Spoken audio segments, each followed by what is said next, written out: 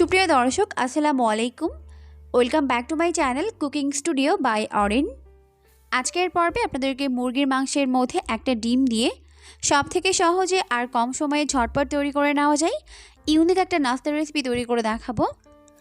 রেসিপিটিকে follow করে বাসায় try করে দেখবেন, পরিবারের ছোট বড় সবাই এটাকে অনেক বেশি পছন্দ করবে। নাস্তা তৈরি করার জন্য এখানে আমি নিয়েছি কিছু চিকেন। আমি চিকেনগুলোকে এরকম কিউব করে কেটে নিয়েছি। আপনারা চাইলে হাড় সহ বা হাড় ছাড়াও নিতে পারেন। আমি কিছু নিয়েছি হাড় সহ আর কিছু নিয়েছি হাড় ছাড়া। এখন এখানে একটি বোল নিয়ে নিয়েছি আর এই বোলের মধ্যে নিয়ে নিয়েছি একটি ডিম। এখন এই ডিমটিকে একটা সাইডে রেখে দিচ্ছি। এরপর এখন এই চিকেনের মধ্যে আমি দিয়ে দিচ্ছি হাফ চামচ পরিমাণ আদা বাটা, হাফ চামচ পরিমাণ দিয়ে দিচ্ছি রসুন বাটা, 1 চামচ দিয়ে দিচ্ছি জিরার গুঁড়া, 2 চামচ দিয়ে দিচ্ছি লাল মরিচের গুঁড়া। ঝালটা স্বাদ বুঝে বাড়িয়ে বা কমিয়ে অ্যাড করতে পারেন। হাফ চামচ দিয়ে দিচ্ছি হলুদের গুঁড়া, 1 চামচ দিয়ে দিচ্ছি লবণ, হাফ চামচ দিয়ে দিচ্ছি গরম মশলার গুঁড়া আর 1 টেবিল চামচ পরিমাণ দিয়ে দিচ্ছি সয়া সস।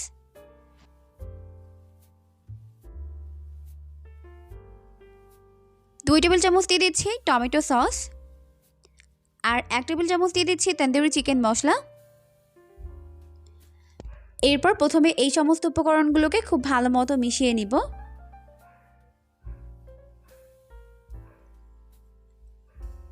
মশলার সঙ্গে চিকেনগুলোকে খুব ভালো মতো মিশিয়ে নেওয়া হয়ে গেলে এখন এর মধ্যে আগে থেকে যে ডিমটাকে ভেঙে রেখেছিলাম ওটাকে দিয়ে দিচ্ছি। এরপর আবারও খুব ভালো মতো মিশিয়ে নিব।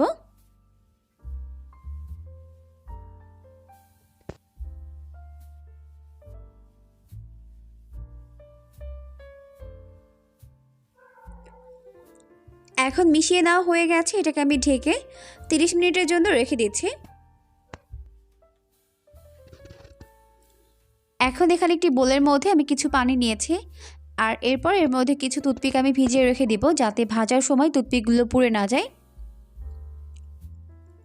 এখন এখানে আমি আরও একটি বোল নিয়ে নিয়েছি আর এর মধ্যে দিয়ে দিচ্ছি প্রায় 3 টেবিল চামচের মতো ময়দা আর চিমটি পরিমাণে দিয়ে দিচ্ছি লবণ। এখন এর মধ্যে পানি দিয়ে এটাকে খুব ভালো মতো মিশিয়ে নিচ্ছে।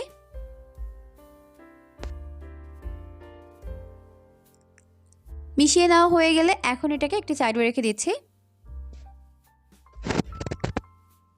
এখন এখানে আমি এরকম একটা কাটার নিয়েছি আর মাঝারি সাইজের একটা আলু আমি ছিলে নিয়েছি। এখন আলুটিকে আমি এইভাবে পাতলা পাতলা করে স্লাইস করে নিচ্ছি। আপনারা চাইলে ছুরি বা বটির সাহায্যে এভাবে পাতলা করে আলুগুলোকে স্লাইস করে নিতে পারেন।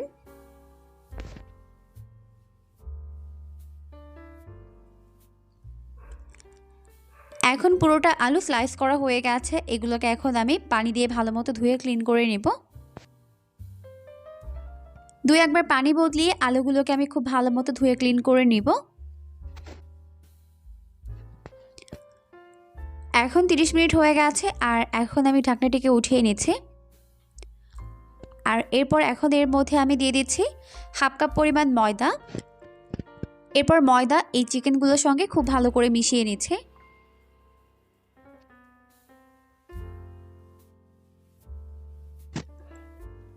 ভালো মতো মিশিয়ে নেওয়া হয়ে গেলে এখন এটাকে আমি একটা সাইডে রেখে দিচ্ছি।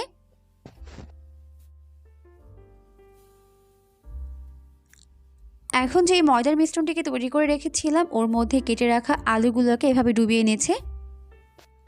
এরপর আমি যে টুথপিকগুলোকে ভিজিয়ে রেখেছিলাম ওই টুথপিকটিকে আমি একটি চিকেনের টুকরার মধ্যে ঢুকিয়ে দিচ্ছি।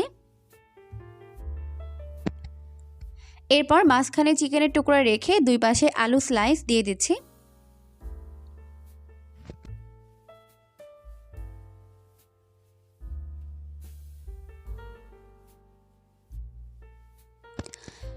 তো ব্যাস তৈরি হয়ে গেল আমাদের একটি নাস্তার শেপ।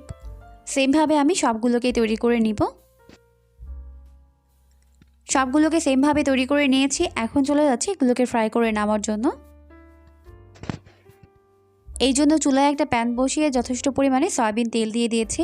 তেল যখন ভালো মতো গরম হয়ে যাবে তখন এর মধ্যে এক এক করে নাস্তা শেপগুলোকে দিয়ে দিচ্ছি। এখন মিডিয়াম আছে এগুলোকে আমি প্রথমে একটু ভেজে নিচ্ছি।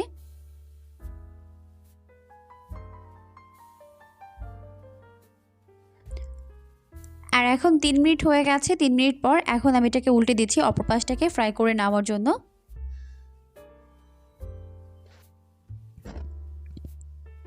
উল্টে পাল্টে আমি এগুলোকে গোল্ডেন ব্রাউন করে ফ্রাই করে নিয়েছি।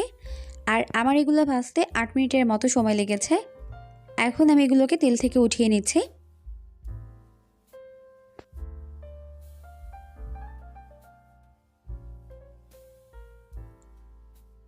ব্যাস, এরই মাঝে তৈরি হয়ে গেল আমাদের দারুণ মজার পটেটো চিকেন ফ্রাই। আর এই চিকেন ফ্রাইয়ের লুকটা কিন্তু অনেক বেশি ইয়াম্মি হয়েছে আর খেতেও কিন্তু দারুণ মজার হয়েছে।